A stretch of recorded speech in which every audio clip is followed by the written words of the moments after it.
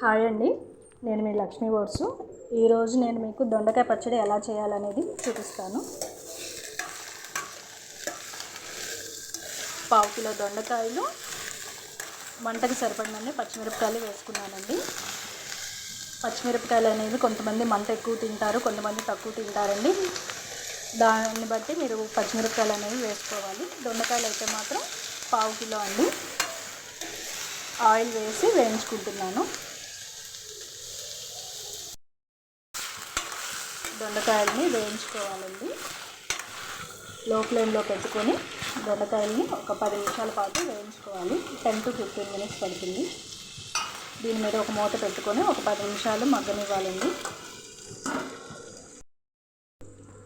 మధ్య మధ్యలో ఒకసారి తీసి కలుపుకుంటూ ఉండాలండి.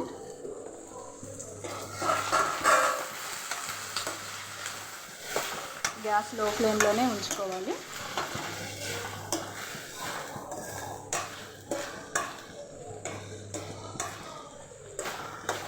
అడుగంటకుండా మధ్య మధ్యలో ఇలా కలుపుకుంటూ ఉండాలండి.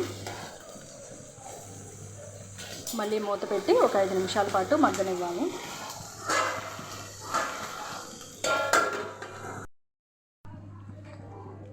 పది నిమిషాల తర్వాత మళ్ళీ ఒకసారి కలుపుకోవాలండి.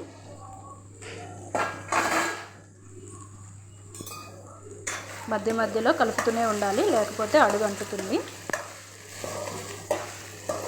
చూసారు కదా, ఇలా అడుగంటుతూ ఉంటుంది. మధ్య మధ్యలో కలుపుకుంటూ ఉండాలి.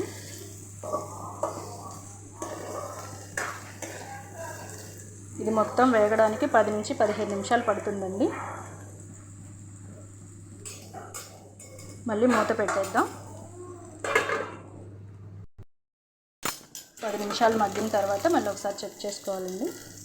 దాంట్లో ఒక చిన్న నిమ్మకాయ సైజు అంత చింతపండుని తీసుకొని విడివిడిగా చేసి వేయాలి. ఈ విధంగా వేగితే సరిపోతుంది పచ్చడికి. ఈ ప్రాసెస్ అంతా 10 to 15 minutes పడుతుందండి. లో ఫ్లేమ్లోనే పెట్టుకోవాలి. చింతపండుని ఇలా వాటి కిందకి మూసేసినట్టుగా పెట్టుకోవాలి. మూత పెట్టుకొని కొంచెం మగ్గనివ్వాలి. ఇంకా స్టవ్ ఆపుకోవాలండి.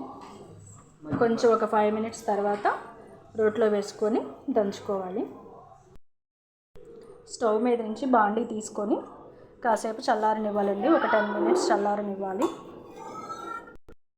చల్లారిన దొండకాయని రోట్లో వేసి దంచుకోవాలండి. ఒక 10 నిమిషాలు చల్లారాక రోలు కడిగి శుభ్రంగా తుడుచుకొని ఈ విధంగా వీడియోలో చూపిస్తున్న విధంగా వేసుకొని దంచుకోవాలి. ఇందులోనే కొంచెం ఉప్పు వేసుకోవాలి. ఈ విధంగా దంచుకోవాలండి.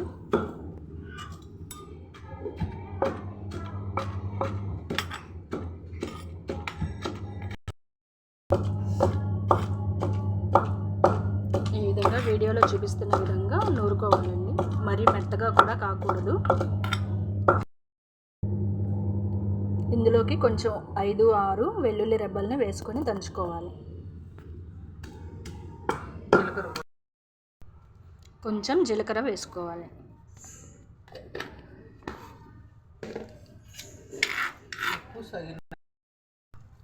ఒకసారి ఉప్పు అనేది చెక్ చేసుకొని చాలకపోతే మళ్ళీ కొంచెం వేసుకోవాలండి.